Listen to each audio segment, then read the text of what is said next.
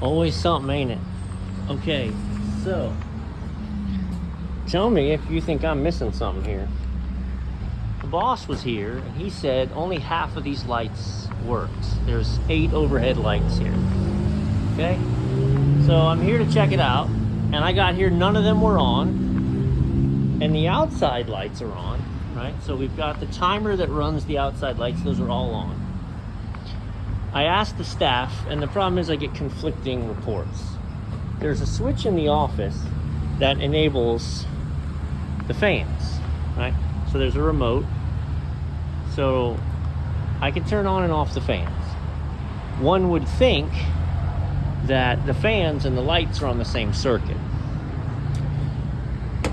Half of the staff said that the lights are stuck on. Half of them are stuck on, and there's nothing they can do about it to turn them off. And there's 2 remotes that look like this. And you'll see there's a red light at the top. To me, I feel like the batteries are good. And they said if you get right out here and push the remote light, they feel like you could turn the lights on, but nobody really knows. Well, where it gets more complicated is, what are you controlling with these remotes? Because these are just, look, they're just retrofit kits. And I actually pulled this all the way out. Right, so I pulled the physical can out, and behind it is just the wire. The wire's coming in from the conduit. I chased it. It's a flex conduit, right? Like, boy, what's the word I'm looking for? MC conduit. And it comes through over there. And it comes through and just breaks out, and I have no power here. So I have power at my fans, but nothing coming into any of my lights. I checked that circuit, and I checked these. I guess I'll check one of those just to be sure that we don't have even some more weird circuitry. All the breakers are on. And again, the automatic light timing system is on. Every light in this building is on.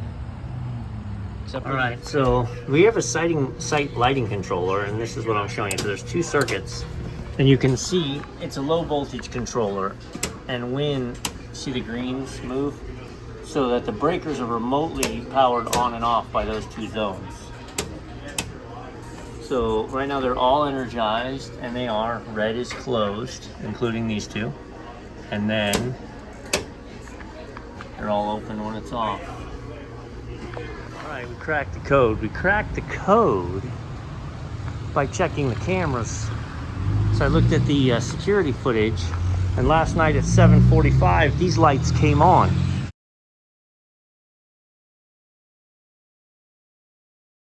But all of these lights were already on.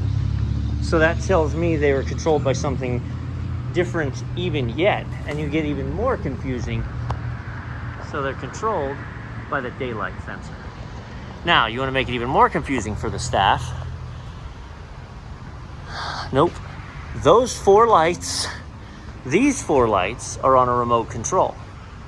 This 1 light is on a remote control, and those 3 stay on from the daylight sensor. So that's a terrible idea.